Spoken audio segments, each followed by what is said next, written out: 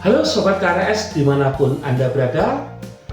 Assalamualaikum warahmatullahi wabarakatuh. Salam sehat, salam sejahtera, tetap semangat. Berjumpa kembali dalam video saat ini. Kita akan membahas bagaimana tahapan yang dilakukan oleh Balai P2P Jawa 3 dalam membuka atau melakukan layanan klinik rumah swadaya. Saya Teguh Widyadana akan mencoba untuk berdiskusi dengan sobat-sobat kalian. Sahabat, pertama kali yang dilakukan dalam membuka layanan klinik rumah swadaya yang dilakukan di Balai P2P Jawa 3 adalah dengan membentuk tim. Tim ini ada dua tim. Pertama, tim yang ada di internal Balai P2P Jawa 3 dan tim eksternal. Di dalam tim internal ini ada pembina, yang itu kepala balai, kemudian ketua tim, dan ada beberapa teman-teman jabung, kepala seksi yang mengisi tim tersebut.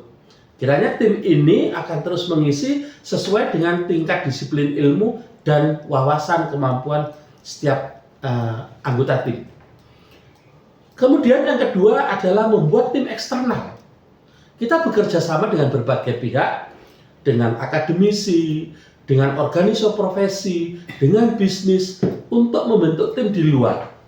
Karena keahlian mereka di bidang masing-masing sangat diperlukan. Misalnya perbankan, bagaimana kredit dilaksanakan, bagaimana pengajuan kredit, tentunya tim dari pihak perbankan akan sangat-sangat bisa membantu. Organisasi profesi, misalnya IAI, kita bekerja sama dengan mereka supaya kita dapat ahlinya di bidang tersebut. Kemudian dari bentukan itu kita memetakan dan menyusun anggota tim tersebut dalam grup WA biasanya kita lakukan. Kemudian kita buat rencana kerja, menyusun apa sih visi misi kita, apa nantinya yang kita tuju, kemudian sasaran target, kapan siapa yang dibutuhkan melakukan apa, volumenya berapa, biayanya bagaimana. Nah, ini juga kita susun dalam satu rencana kerja. Mengapa ini kita susun? Karena dengan begitu, maka kinerja dari KRS ini ada tujuannya. Kemudian menyusun prioritas tentunya. Prioritas mana dulu yang kita lakukan? Mana yang paling mungkin? Nah, ketiga adalah bagaimana kita melihat alternatif pembiayaan. Di dalam pelaksanaan berbagai pihak tersebut, sinergi itu di KRS BP2P Jawa 3, masing-masing pihak membiayai dirinya sendiri-sendiri.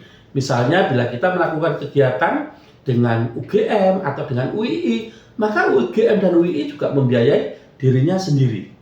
Tidak ditanggung oleh anggaran yang ada di Balai P2P Jawa 3. Kemudian kita melakukan sosialisasi. Sosialisasi ini kita lakukan dengan berbagai cara, baik itu on lokasi, misalnya kita datang ke Car Free Day, melalui radio, melalui saluran-saluran website, kemudian Instagram, TikTok, dan lain sebagainya. Nah, ini terus kita lakukan, supaya karena ini hal baru, masyarakat perlu lebih mengenal. Selanjutnya adalah koordinasi dengan berbagai kepentingan, pemangku kepentingan. Baik itu OPD, dinas-dinas terkait.